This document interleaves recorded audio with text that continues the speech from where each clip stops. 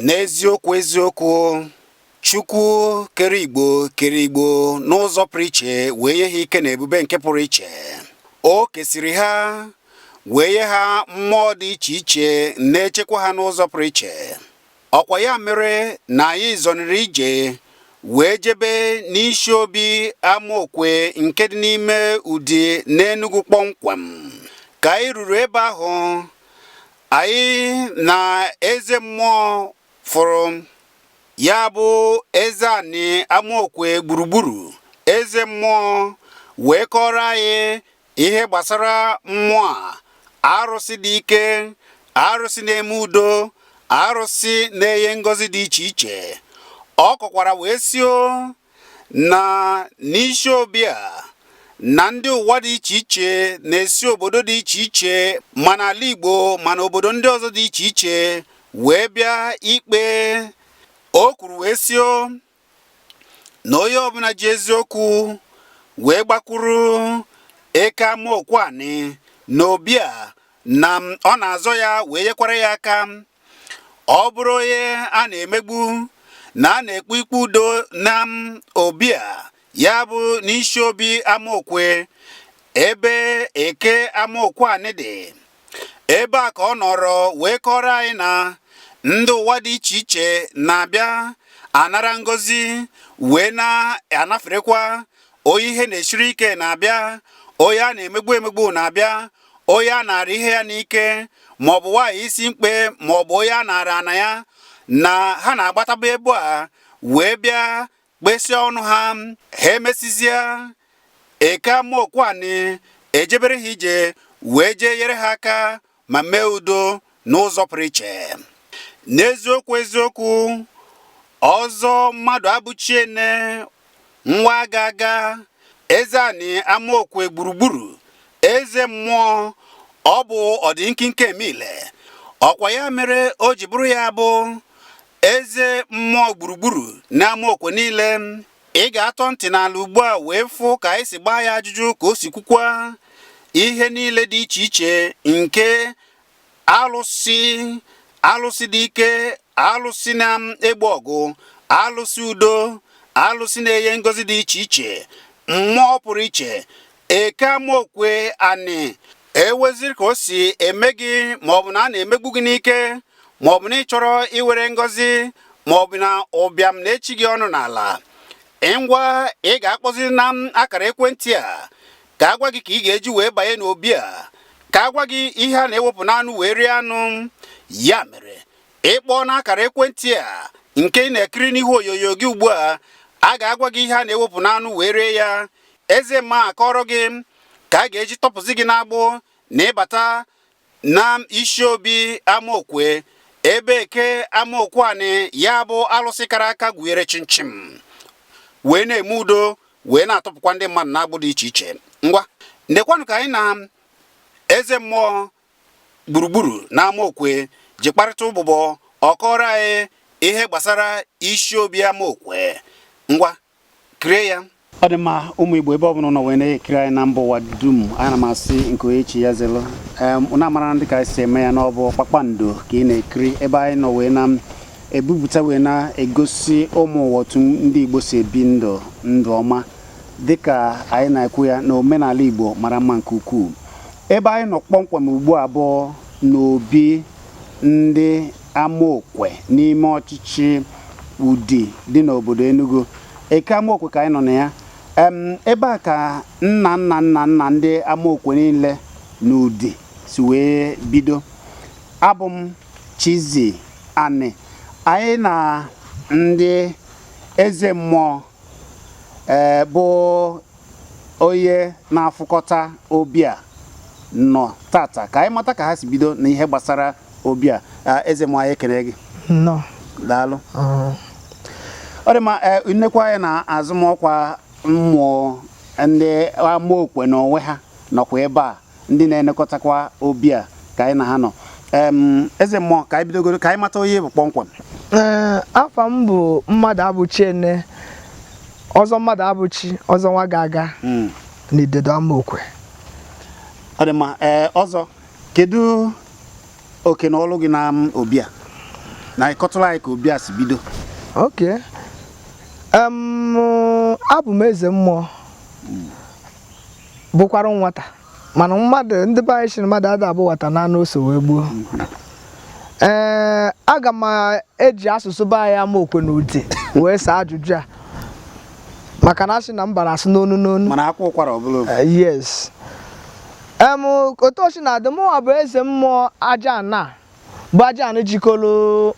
Amokwe isi obi ya na-akpa ebe a bụ village a bụ ana isi obi Ibuzo Amokwe. Ibuzo Amokwe. Ụzọ Enugu Autonomous Community na Amokwe Udi n'ime Enugu State. Mụnwa bụ eze mmụọ eyere ọfọ inekweta aja na from 2014 till today 12 September 2020. Ekwere m Chineke na anyị ga na-emekwu ya na-aga n'iru ana ọ ga-enyekwa anyị ndụ ya ha isi ike. Dịka nsi wee mara obi anyị nọ n'ime ya, amaara m ya asị obi okenye ebe a nọ wee mụọ Amokwe niile. Mmali ya ewuola ebe a na-akpọ Nkolo Nevanike n'ebe a ọ dị na mgbada n'ebe anyị nọ na ọ dị na mgbada. Ị na-anya na be anyị Amokwe ihe anyị na-akpọ bụ onye a na-aza bụ Amokwe Ogwu Nevanike. Nevanike. So Nkolo ha na-akpọ Nkolo Nevanike do around this place anyị nọ now. Igosi na ya bụ obi okenye Amokwe. Ị kwutara okwu oge na-ekwu okwu kwute okwu dịka Ibuzo. Ebe a bụ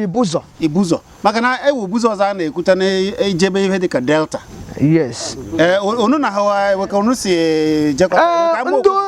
ndị ochie ga-akọ wee kawa nke anyị na-ajụ m. Mana anyị wa bụ ndị amụrụ wee mụnye anyị ma na anyị welu afọ a na-akpọ Ibuzo na Amokwe. Then ndị mba ọzọ na-aza Ibuzo o nwere ike onwe ihe jikọ wee ike ọma nwe because anyị achọpụtabe mana afa mmadụ nwere ike ịmụ nwa baa ya Jacob n'Imo State, onye ọzọ amụọ na-abịa bakwa ya the same Jacob.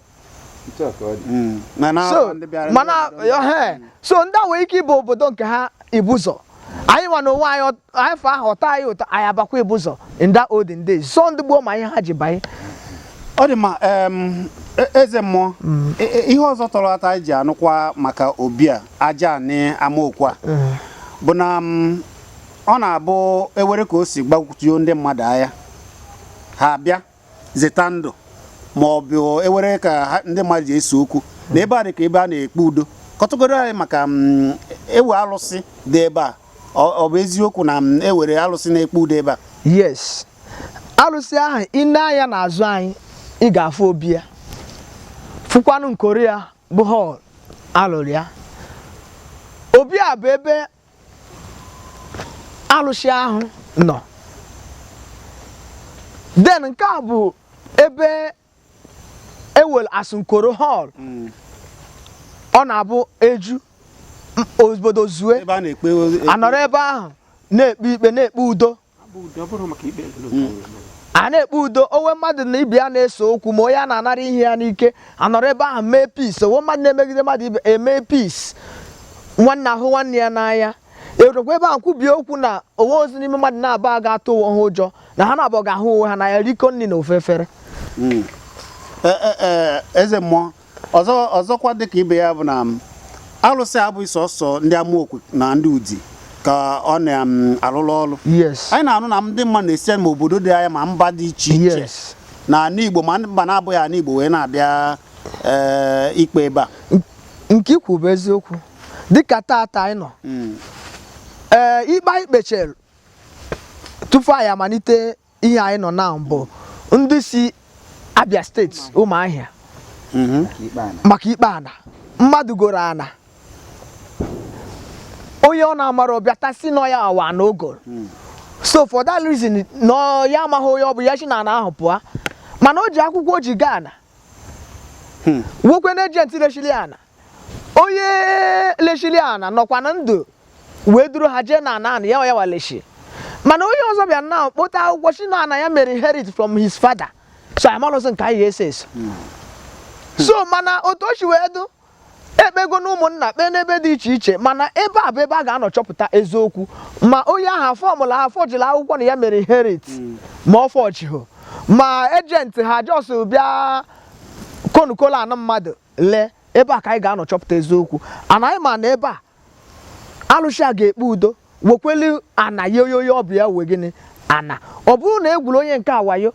onye ahụ ga-enyechikwa ego jigo ego ogolo ana ahụ ọ bụ na ogolo ana ahụ 1980 ihe anyị ga-eche ekebe ego na ana ele ana na onye ahụ ga-eme gịnị enyeghachi ya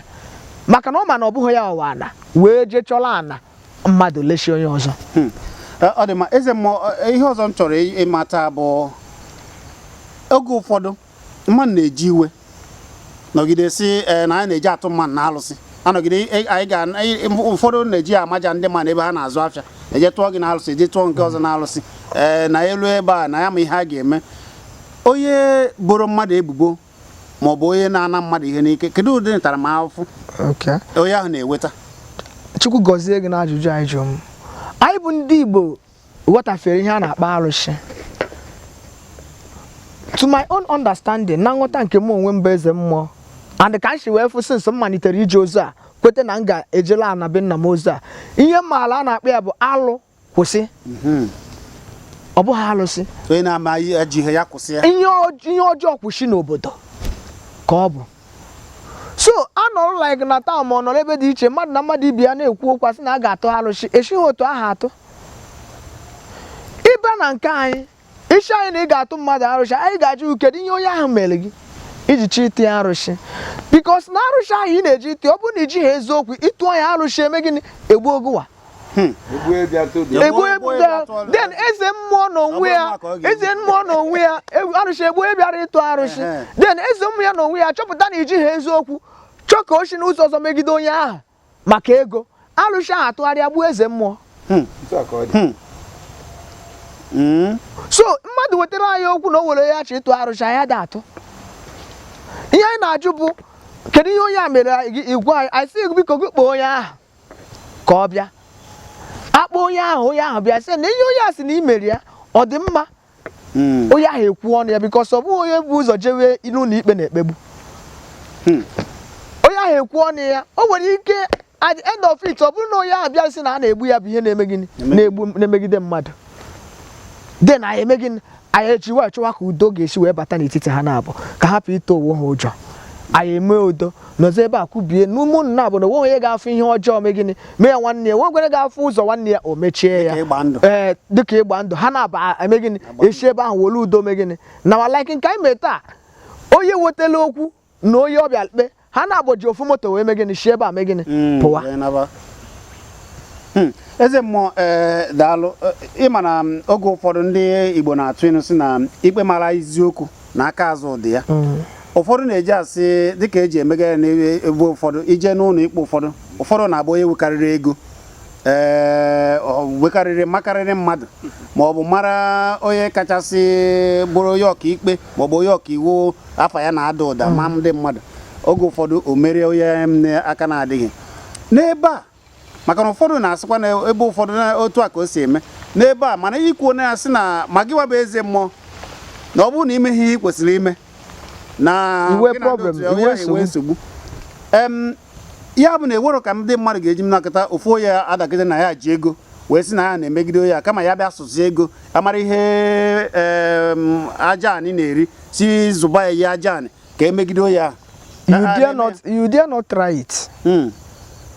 Ihe anyị na-eme ebe a bụ ebe eyiri ogbe esi enyi ya amadi ise parable anyị n'okwu ka ọ bụ ihe mere ogbe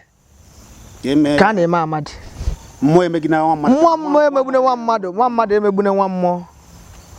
ma iji ego ma ị bụ gọvanọ ma ị bụ prezident ị na-achọ mmadụ okwu bịa ebe a ihe ahụ emere nwa ogbe ka a ga-eme gị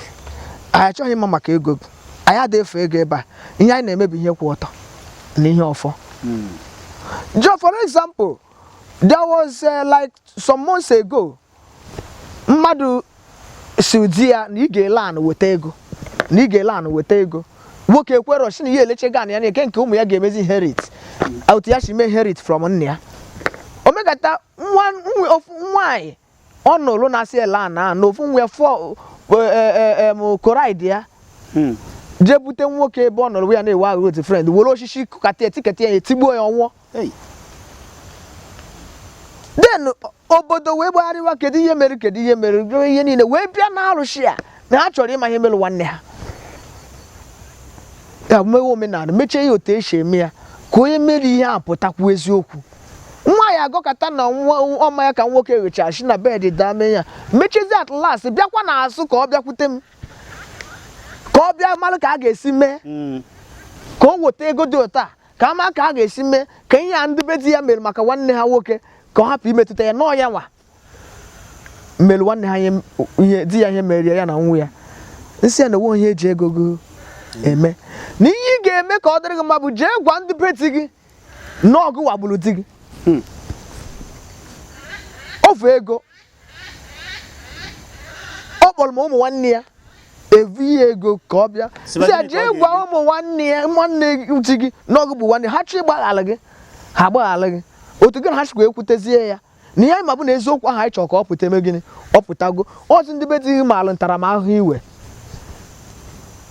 ọ bịakwata again more than 4 times nsị ya na-ada eme ị chọrọ ịlapụta m n'ezinụlọ m then ọ na be di ya jezie gwa ndị be di ya kpọọ ha gwa ha eziokwu ndị a kpọọ m shi m na-ekwe na-achọpụta okwu eziokwu nsị ya na nke ahụ mezi gịnị dọrọ unu ọha ọmasị ka ha si eme elo now so anyị adịghị eme na mmadụ ji ego ma onye ịbụ ma whatever ihe anyị na-achọ bụ gịnị eziokwu onye a na-akpata narịshi na ndị ochie na-eme omenala ha dụkalụ ndụ nka onye a na-akpata let me tell you omenala na aja ana ihe aja ana ihe ọ dị ụzọ na-abụ ọ na-eme mmadụ ofu ụzọ bụ na ọ na-eme mmadụ eduka ndụ nka ọ na-eme mmadụ enwu ọsịsọ ụzọ o si eme mmadụ eduka ndụ nka bụ ịkwụwa aka ọtọ ọ bụ na ide eri aka azụ ọ bụ na ị na-ekwu nke bụ eziokwu ọ bụ na ide eme ọcha shie ihe ya ọchara shie ihe ya ị ga-adụka ndụ nka mana ọ bụ na ịbụ onye na-eme ego otu ọ dị shi eweta ka ya rie na-eri aka azụ I want to tell you you are close to your grave. Ọ dị ma ndị be anyị na-ekiri anyị ọ bụ aja anyị Amokwe Eke Amokwe kpọmkwem ka anyị nọ na ọ bụ mụ na eze mmụọ na akpara ụbọ na-ekọla anyị ka o si adị eze mmụọ ikwu na ya na ka esi eme onye ukwu na ka esi eme onye ntị ebe a biko onye chọọ ịbịazi na a na-emegide mmadụ obere akwa bịa gịnị ka ọ na-eji abịa kedu ka o si abịa ewere ụbọchị a na-abịa mbọchị eji abịa n'aja ana bụ mbọchị eke ma ọ afọ and onye na-abịa ebe a na-emegide ya ihe anyị nidere bụ ihe aja anụ chọrọ anyị ada agwụ ya ahụ nke aja anụ achọghị ndị gboo ndị ochie ọ n'ụwa kịta ka ọ ga-abụ ịbịa ọtụtụ arụsị mmadụ bịa ịkọsa nsogbu ya nwa ogbe ahụ na-afịa ma nwaanyị ajadị a na-anara ihe dị ya achị eji ekpute eshu weta 100,000 weta 200,000 mgbe ochie o nwere ihe a na-akpọ ọbara ushe ọbara ndị ochie na-ete ushe nwaanyị ajadị bụ nwa ogbe ọ na-ewero ka ọra bịa na aja ka aja nyere ya aka o weta akwa ọkụkọ gwọtara aja ihu n'ọkwa ma ọ n'ọkụ shi aja n'ọkwa nke ya nwere ka ya ji wee megịnị bịa o were ọbara ushe tinye n'ihe na wolu mmiri mizie ya were ya na-ete n'okwute ma ọ bụ na ihe na ike nga alụsị dịcha ebe ahụ na-ebe akwa na ọ na-anarị ya ihe dị ya na a na-emegbu ya aja nnọọ sọsọ ihe aka ya wụ na ihe enweghị efi na ihe enweghị onye ọbụla gị narị ya nke ya dị ijewe ga agwakwana ya na-akwa ga agwakwana ya o were ọbara ahụ ọbara ufie ahụ chọọ ihe na ya na-achọ gị mma gị bịa ka chọọ ya mma o techekwa ya obe akwa nawala onwe ya ewere akwa ọkụkọ kụwa n'iru ebe ahụ were egwu ya aka si na ọkụ nwaanyị nwa ka ọhịa bụ ka o si wee bịa maka na onye na-enweghị a na-emegide onye abịa tinyere ya aka o nwere wee bịawa isizikwa ya ji eweta ihe ọ na-ewe ma anyị na-achị eji o mechekwa ya obe akwa na arụsị ejije ejebe gị ọ bụ na o ji eziokwu bịa arụsị ahụ ebunye na be anyị ebe di ya ha na-emegide ya jeri ọgụ ọ dị mma ewekwanụ ọbụsọ ọgụ ka aja anyị na-egbu ewekwanụ ka maka na ụfọdụ nọ n'ebe dị iche iche ụfọdụ bụ ndị kpọbara akpọba anaghị ele enweghị na-asa na-ele ka ha na-azụ ụfọdụ nọkwa n'obodo dị iche iche mana mba ụwa ndị na-ekiri anyị ugbu a enweghịzi ma ego ụgbọ elu iji nata maka na ihe a gara afọzi ụzọ ihe emechiri emechi eweziri ka ndị mmadụ ji gbara akwa bịa ebe a aja anyị ọ na-enyere ndị mmadụ aka na ọ bụrụ na mkpajide ha na agbara bịa dịka ndị ihe ọlụ a na-arụ anaghị agara nke ọma ma ọ bụ na ha ezinụlọ ha ma ọ bụ na ha anụrụ di na nwaanyị ịmụta nwa fịa ha arụ. Thank you. Ine anya n'azụ anyị ọ bụrụ ụna debe a dube ebe a na mgbe ochie ọ bụrụkwanụ nka otu a ka ọ dị ihe dube ebe a bụ ụna ajịrịjị ụna ịta mana nke elube 2 years ọ wụ somebody ime na-eshiri ike nụrụ nwaanyị for years ọ mụtara nwa bịa yọọ aja na Eke Amokwe si ya biko gị bere ya ihe dị ụta na ọ bụ na ya uye ya mụta nwa na ya ga-abịakwa kene gị o mechie ya na olu ha 1 year uye atụrụ ime mụ ejima nwoke na-abụ ọkpụrụ efi na ihe niile bịa keme gịnị kene aja na wee bịakwa nwande bịakwute m nwa bụ eze mmụọ si m na ya chọrọ imere aja na ihe a ga na-ekirịta anya na o mere ya ihe ya ga na-ekirịta anya na be ya nsị aka ọchị ya chọrọ ịlụri obi isi go ahead nje kpọọ okenye anyị bụ Godi Owonta as it is nọ ndị be ha bi wa na side a nsị a na-ekwe ihe e kwuru n'ofoshi ada emekwa ọfịa kpọkwa ndị ọ bụ mụ na ha ndị mụ na ha na-ejere arụsị nsị a na-ekwe anyị bịa gosi ebe a ga-alụ ya o bidolu ya lụọ ya to this paint ya ka ọ sịrị mee ya everything hand over otu a ka ọ dịkwa nke a bụ for some years ago ka alụkwa ya ọwụwa afọ Amokwekwa nọ na Brazil wee nsogbu nọ n'ime ụlọ mkpọrọ arụsị a aja na-ajekwa eme gịnị Mary amara eririzie ya gbafute ya na ebe ahụ ọ nọ na Brazil ọ nọ n'ụlọ mkpọrọ uwe nọ na Brazil si ka eme gịnị shalụ ọrịa ihe na ya chọrọ ka ewele aluminium ka ọrịa ọ ya bụ ụlọ nke dị ebe a so ọtụtụ ihe ọma ma ndị biznes ha na-abụghị ka ọ bụ na ọgụ waji aka gị wee mete ihe ji gị ma ọ bụ na ị chọrọ ime mmadụ ihe ahụ turn back to you mana ọ bụ dịka nọ mmadụ ji gị ma ọ bụ agbụ amachi ekweghị aja na-ata ọtụtụ agbụ dị iche iche ọ na-eme ọtụtụ ihe ọma dị iche iche mana ihe anyị na-eme bụ ịbịakwa wute aka kwụ ọtọ daalụ ọ bụ anyị na eze mmụọ na akpara ụbụbọ Eke Amokwe na akpara ụbụbọ na-akọwala anyị ka alụsị si eji ije n'ihe ndị ọzọ ị ga-afọ akara ekwentị ị ga-eji wee jụọ ajụjụ nke gị na-ịchọ ịjụ ma ọ bụ mata na-ewe ka o si esiri gị ike akara ekwentị a ka ị ga-afụ n'ihu onyonyo gị iwee jụba eze mmụọ ndị gị na ha na-ejere mmụọ ozi biko ndị unu ga-agwa kawachala anyị onye unu bụ na ka unu si agba akaebe ihe eze mmụọ kwuru na nkenke ndị be anyị ekenekwa m unu afa m bụ Chidebere Agigwe abụ m onye Amokwe obodo a n'Idedi be ndị be Agigwe ịbịazịa n'Idedi chọwa Aniọma be na Aniọma ịchọwa be ndị be Agigwe ebe a bụ arụsị ebe a nọ mụ Amokwe niile dịka eze mmụọ si wee kwu so anyị nwa bụ ndị na-enyere aka afụ na ọ na-aga n'iru so ihe okwu dị n'anya otu o si wee kwu ebu ka o si wee dị asụ m ndị Igbo otu afọ m si bụ Chidebere anyị were mmụọ na-eme ebere ndị Igbo natawa ụnọ hapụsịrị ihe niile Chukwu ji gazie anyị na-achọ ihe n'ezi ọ na-afịara ụnọ arụ anyị wee chi na-agba ọgụ onye ihe na-atụ n'ọnụ onye ọ na-afịa arụ onye eji ihe ya n'ike onye anyị gbochibere n'ụzọ dị iche iche ihe niile abụrụ ije gba ọgwụ iwere ọjị eji akpọ ịbịa n'ebe ịkpọpụ ya besịrị ya akwa ọ ga-atọpụta gị na-agba eji gị daalụ nwanne anyị nwoke nọ afọ m bụ Chukwu Emeri abụ m onye Amokwe abịa na Amokwe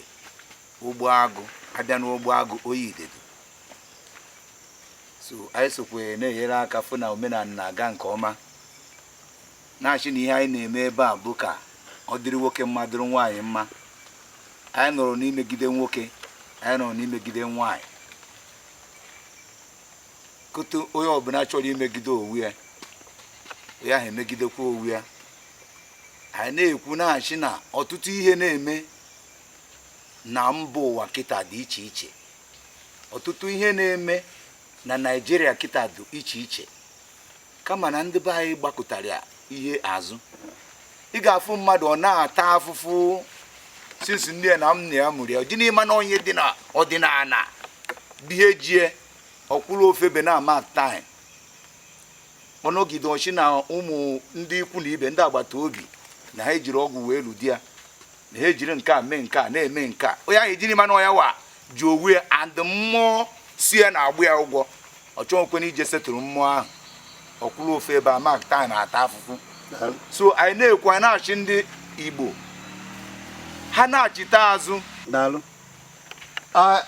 nna ya anụ n'ọnụwa bụ ndị iji ọ bụ ọnụwa bụ so na ndị iji wee na ebe anyị nọ nọ aha m bụ Ichie Godi Owonta ichie ndekọ ihe eji akpọ gị Godi iwe ka afọ Igbo aha m bụ Ichie Godi Owonta abụ m n'ebe ụwa na ọbụla afọ mana ọ bụghị sọsọ ahụ a na-aza ahụ Igbo aza ahụ Igbo azakadị ọnụ mana onye ụbọdị na-ana mana onye maalụ m ga-ama masị Ichie Godi Owonta daalụ adị m ezo aha m ezo identity m adị m ezokwa ezo ọ bụghị sọsọ na anyị wee ana ebe a isi na anyị nwa ma onye mụrụ m abụ nna mụrụ m bụ onye na-enyebu ana nri ya ka m ji bata obele n'ihe a na-eme maka na tupu abụchi bata na ajụla ese anasị ya bịa yebe ihe nri anyị dị azụ nzọrọ nzọ anyị na-esi oke ose dapụta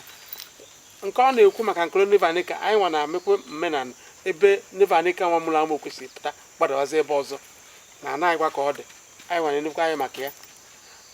ọ nwere ebe anyị si gbadata ebe a Eke Ọga ndị Udi ndị Abịa ndị Amokwe bido osifrom Eke Ọga gbadata alụọ ya ebe a ebe na ọba n'isi obi anyị na-ekwu na onye na-eneta na ebe a anya ka nna m mechiere nke hapụ bụ onye nka na ọ na-emekwa ya ọfụma anyị ama hapụrụ ya sọsọ ya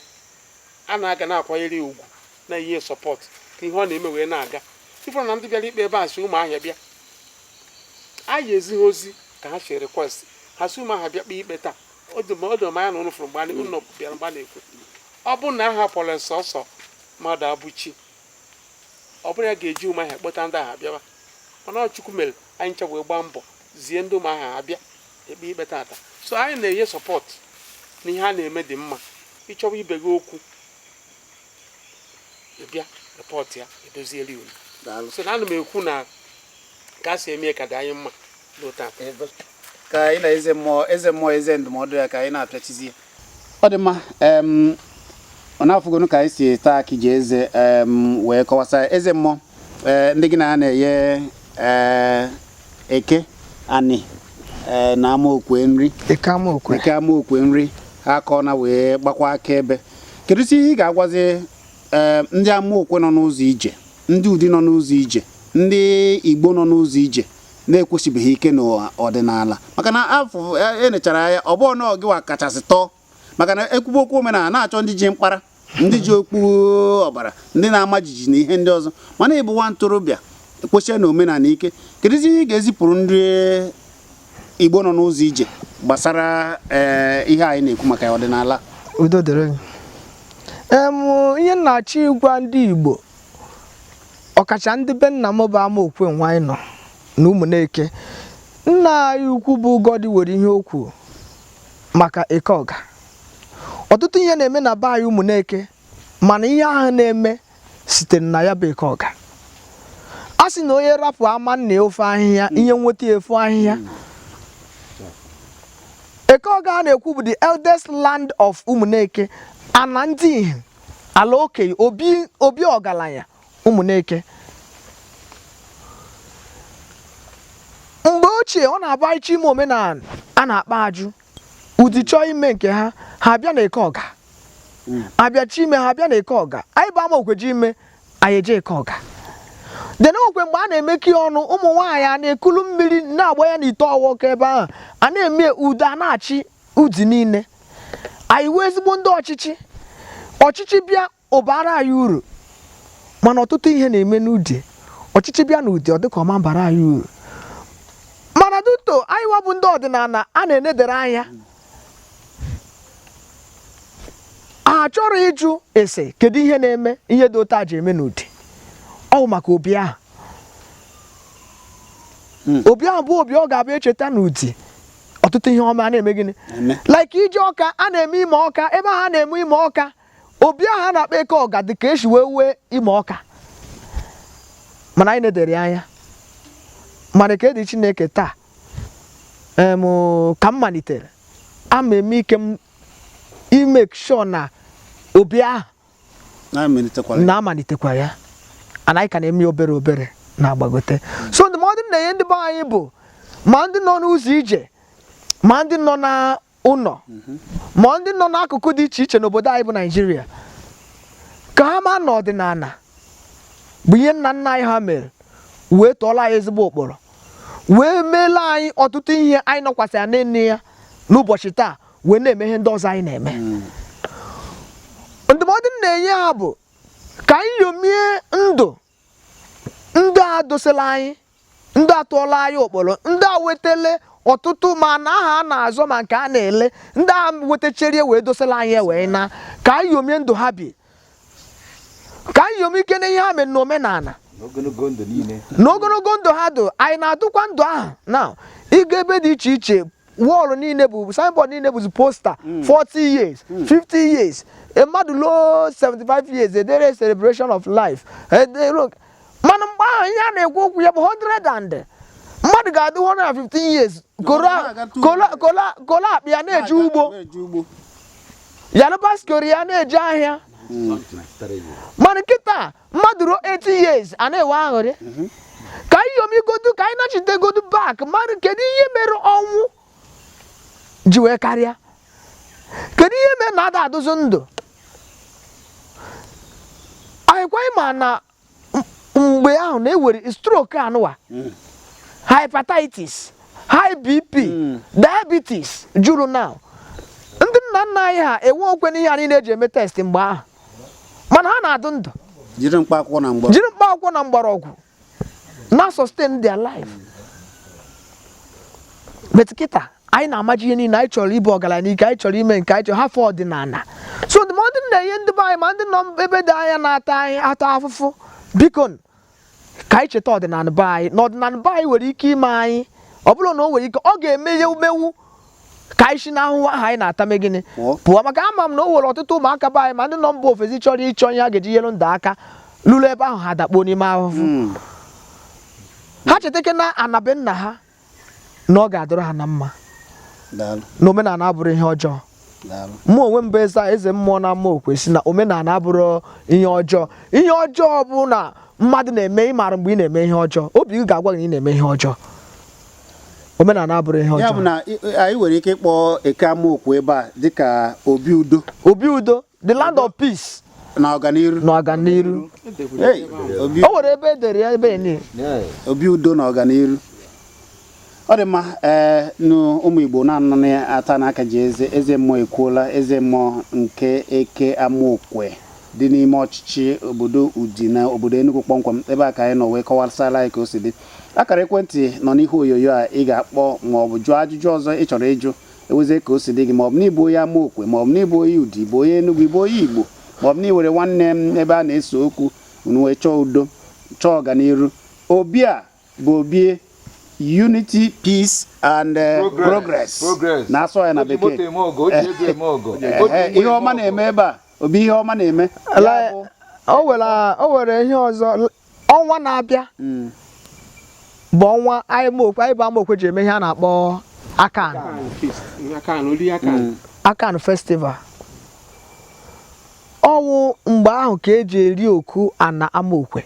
a ji eme mmemme ana Amokwe ya bụ ọnwa Ọktoba na nke ndị bekee ọnwa Ọktoba eji eme nke Eke Amokwe eji eme Eke Amokwe bi ana Amokwe ya bụ dime na oku ana Amokwe so ọtụtụ ihe dị iche iche ndị o mere ihe ọma na-abịakwa ndị na-abịakwa iyi ọka o mere ha ihe ọma na-abịakwa ụbọchị ahụ mana o doo m anya site n'ike nke Chineke Kpakpando TV Kpakpando TV ga-ekwu maka ya unu chọzie na-enwe nsogbu unu chọọ aga m n'ihu ma ọ chọọ idozi udo n'ezinụlọ unu ma ọ bụ n'agbata obi unu ma ọ bụ n'ebe a na-emegide unu unu akpọ n'akara ekwentị agwa unu ihe a na-ewepụ n'anụ wee rie ya o wee bụrụ ka o si dị ekelela m onye ukwu kelee ya nta ọ ga-adịrịrị ndị Igbo niile mma abụ m Chiziani ka ọ dị n'o